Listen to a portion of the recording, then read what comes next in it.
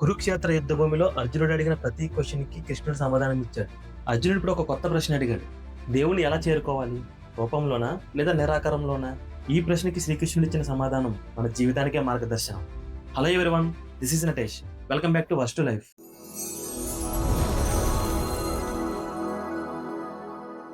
భక్తి అంటే మనం అనుకున్నంత చిన్న విషయం కాదు. అది మన జీవితాన్ని పూర్తిగా మార్చే ఒక అంతర్గత మార్పు. చాలాసార్లు మనం భక్తిని పూజలతో, ఆచారాలతో, దేవాలయాలతో పరిమితం చేస్తాం. కానీ కృష్ణుడు చెప్పిన భక్తి దానికంటే చాలా లోతైనది. అది ఒక రిలేషన్ లాంటిది. మనం ఒక వ్యక్తిని ఎలా నమ్ముతామో, ఎలా ప్రేమిస్తామో, అలాగే దేవుని కూడా నమ్మడం, ప్రేమించడం. కానీ ఇక్కడ ఒక డిఫరెన్స్ ఉంది. మనుషుల మీద మనకున్న నమ్మకం పరిస్థితులపై ఆధారపడి మారుతుంది. కానీ భక్తిలోని ట్రస్ట్ అన్కండిషనల్గా ఉండాలి. మనం లైఫ్లో హ్యాపీగా ఉన్నప్పుడు మాత్రమే కాదు, మనం కన్ఫ్యూజన్లో ఉన్నప్పుడు కూడా అదే కనెక్షన్ కొనసాగాలి. అర్జునుడు అడిగిన క్వశ్చన్ కూడా ఇదే, నేను నిన్ను ఎలా చేరుకోవాలి అని. అతనికి ఒక క్లారిటీ కావాలి. ఎందుకంటే అతను చూసిన విశ్వరూపం తర్వాత అతనికి అర్థమైంది, ఇది సాధారణ సంబంధం కాదు, ఇది చాలా పెద్దది. కృష్ణుడు ఇచ్చిన సమాధానం చాలా సింపుల్గా ఉంటుంది, కానీ చాలా పవర్ఫుల్గా ఉంటుంది. నన్ను ప్రేమతో, విశ్వాసంతో గుర్తు చేసుకునేవాడు నాకు అత్యంత ప్రియుడు. ఇక్కడ ఆయన రిచువల్స్ గురించి మాట్లాడడం లేదు, ఆయన హార్ట్ గురించి మాట్లాడుతున్నాడు. మనం బయట ఎంత పర్ఫెక్ట్ గా కనిపించినా మనలో సిన్సియారిటీ లేకపోతే అది భక్తి కాదు. అలాగే మనం తప్పులు చేసినా మనసు నిజాయితీగా ఉంటే అది భక్తి అవుతుంది. భక్తి అంటే మనం దేవుని ఇంప్రెస్ చేయడానికి చేసే ప్రయత్నం కాదు, మనం ఆయనతో కనెక్ట్ అవ్వడానికి చేసే ప్రయత్నం. ఈ కనెక్షన్ లో మనకి ఫియర్ ఉండకూడదు. ఎందుకంటే ఫియర్ ఉంటే మనకు అది డిస్టెన్స్ క్రియేట్ చేస్తుంది. లవ్ ఉంటే మాత్రమే క్లోజ్నెస్ వస్తుంది. అందుకే కృష్ణుడు భక్తిని ప్రేమతో కనెక్ట్ చేశాడు. మనం చాలా సార్లు దేవుని ఒక ప్రాబ్లమ్ సాల్వర్ గా చూస్తాం. అవసరం ఉన్నప్పుడు మాత్రమే మనం ఆయన పిలుస్తాం.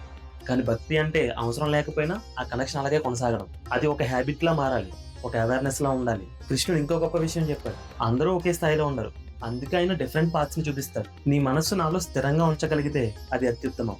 అది కుదరకపోతే ప్రాక్టీస్ చెయ్యి. అది కూడా కుదరకపోతే నా కోసం పని చెయ్యి. అది కూడా కష్టమైతే నీ పనుల ఫలితాన్ని వదిలే. ఈ మాటల్లో చాలా పెద్ద కంపారిజన్ ఉంది. ఆయన మన లిమిటేషన్స్ ని అర్థం చేసుకుంటున్నాడు. ఆయన పర్ఫెక్షన్ ఎక్స్పెక్ట్ చేయడం లేదు, డైరెక్షన్ మాత్రమే చూపిస్తున్నాడు. ఇది మనకు ఒక గొప్ప కాన్ఫిడెన్స్ ఇస్తుంది. మనం ఎక్కడున్నా సరే అక్కడ నుంచి స్టార్ట్ చేయొచ్చు. భక్తి ఒక డెస్టినేషన్ కాదు, ఇది ఒక జర్నీ. ఈ జర్నీలో ఈగో తగ్గాలి. ఎందుకంటే ఈగో ఉన్న చోట సరెండర్ ఉండదు. మనం నేనే అన్ని చేస్తున్నాను అనుకుంటే మనం ప్రెజర్ తీసుకుంటాం. కానీ నేను ఒక భాగం మాత్రమే అని అనిపించినప్పుడు మనం లైట్ గా ఫీల్ అవుతాం. అదే భక్తి యొక్క బ్యూటీ. అది మన బాధ్యతలను తీసివేయదు, కానీ మన మీద ఉన్న భారాన్ని తగ్గిస్తుంది. కృష్ణుడు చెప్పిన నిజమైన భక్తుడు ఎవరంటే ఎవరి మీద ద్వేషం లేకుండా ఉండేవాడు, ఎవరి సక్సెస్ చూసి అసూయపడినవాడు, తన ఎమోషన్స్ ని బ్యాలెన్స్ చేసుకునేవాడు, పరిస్థితులు మారినా తన మనసుని స్థిరంగా ఉంచుకునేవాడు. అంటే భక్తి అంటే బయట కనిపించే చర్యలలో కాదు, మన లోపల ఉన్న స్థిరత్వంలో కనిపించాలి. మనం ఎలా మాట్లాడుతున్నాము, ఎలా రియాక్ట్ అవుతున్నాము, ఎలా ఆలోచిస్తున్నాము, ఇవన్నీ మన భక్తిని రిఫ్లెక్ట్ చేస్తాయి. మనం దేవుణ్ణి ఎన్నిసార్లు జపించామన్నది ముఖ్యం కాదు, మన జీవితాన్ని ఎంత సత్యంగా జీవిస్తున్నామన్నది ముఖ్యమని ఈ అధ్యాయం చెప్తుంది.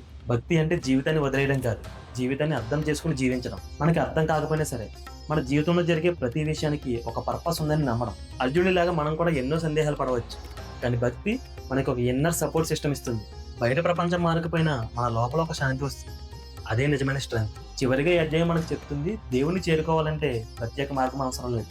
మనం ఎక్కడున్నా, ఎలా ఉన్నా మనసు నిజాయితీగా ఉంటే చాలు. భక్తి అంటే వెతకడం కాదు, గుర్తించడం. మనం ఒంటరిగా లేమని, మన ప్రయాణంలో ఒక దైవిక శక్తి మనతో ఉందని అర్థం చేసుకోవడం. అదే భక్తి యోగం యొక్క అసలైన సారాంశం. ఇలా భక్తి యోగం మనకు ఒక గొప్ప మార్గం చూపిస్తుంది. దేవుని చేరుకోవడానికి కాంప్లికేటెడ్ మెథడ్స్ అవసరం లేదు, మనసు నిజాయితీగా ఉంటే చాలు. అర్జునుడు ఇప్పుడు అర్థం చేసుకున్నాడు, జ్ఞానం ఇచ్చింది క్లారిటీ, విశ్వరూపం ఇచ్చింది అండర్స్టాండింగ్, కానీ భక్తి ఇచ్చింది కనెక్షన్. ఇప్పుడు అతను కృష్ణుడిని ఒక గురువుగా కాదు, ఒక మార్గదర్శిగా, ఒక సహాయకుడిగా, ఒక అత్యంత గొప్ప శక్తిగా చూస్తున్నాడు. కానీ అర్జునుడిలో ఇంకా ఒక ప్రశ్న తలెత్తింది, మన శరీరం అంటే ఏంటి, మనసు ఎలా పనిచేస్తుంది, మనలో ఎవరు అబ్జర్వ్ చేస్తున్నారు? దీనికి కృష్ణుడు చెప్పే సమాధానం, ఈ శరీరం ఒక క్షేత్రం, దాన్ని తెలిసినవాడు క్షేత్రజ్ఞుడు. అదే నెక్స్ట్ చాప్టర్, క్షేత్రజ్ఞ విభాగ యోగం, మైండ్, బాడీ, కాన్షియస్నెస్. వీటన్నిటి గురించి డీపెస్ట్ ఎక్స్ప్లెనేషన్. మనం ఎవరం అనే క్వశ్చన్ కి ఆన్సర్. భక్తి మనకి దేవుని చేరువ చేస్తుంది, కానీ తర్వాత అధ్యాయం మనకి మనల్ని అర్థం చేసుకునే మార్గం చూపిస్తుంది. ఇది మన వర్స్ట్ లైఫ్. మన ప్రయాణం ఇలాగే కొనసాగిద్దాం, ఇంకా ఎన్నో విషయాలు నేర్చుకుందాం. Stay connected, let's grow together. జై హింద్.